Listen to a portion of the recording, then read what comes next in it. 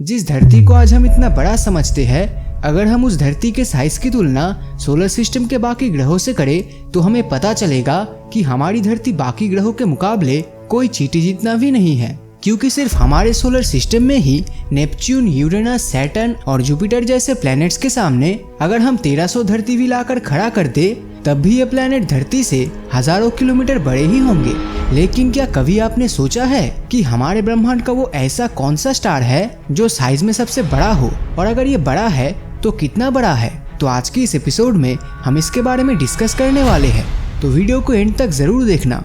तो जब बात आती है ब्रह्मांड में खोज निकाले गए सबसे बड़े स्टार की, तब हम सभी के मन में युवा स्कूटी का नाम सबसे पहले आना लाजमी है। और आए भी क्यों ना, क्योंकि साल 1970 में स्पेक्ट्रम मॉडलिंग से हमें पता चला था कि ये सितारा हमारे सूरज के रेडियस से तकरीबन 1700 गुना ज्यादा बड़ा है और इसका कुल डायमीटर करीब 2.3 अरब किलोमीटर तक अनुमान किया गया था। साथ ही इस प्लेनेट को लेकर ऐसा भी माना जाता था कि इसका मास हमारे सूरज से 30 गुना ज्यादा बड़ा है। हालांकि हम ये बात नहीं भूल सकते कि इसके इस विशाल आकार होने की वजह से ये प्लेनेट साइंटिस्ट के बीच हमेशा असमंजस में रहता था। पर हाल ही में यूरोपियन स्पेस एजेंसी के GSIA स्पेस ऑब्जर्वेटरी द्वारा इस पर डिटेल रिसर्च की गई तो सामने ये आया कि इस तारे का रेडियस सूरज से 1700 गुना नहीं बल्कि 700 गुना ही हो सकता है। और वही इसकी एवरेज डिस्टेंस जो 9500 लाइट ईयर मानी जा रही थी, वो भी अब घटकर महज 5100 लाइट ईयर तक हो गया है। साथ ही पहले इसका मास हमारे सूरज से 30 गुना ज्यादा माना जा रहा था, वो महज अब 7 से 10 गुना ही ज्यादा बड़ा है। खैर, इन सबको सुनकर एक बात तो क्लियर है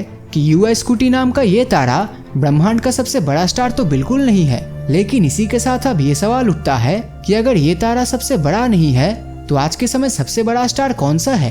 तो ये खिताब जाता है स्टीफेंसन 218 नाम के एक स्टार को, जो RSGC 218 के नाम से जाना जाता है। ये एक developing red super giant star है जो एक ओपन क्लस्टर में मौजूद है।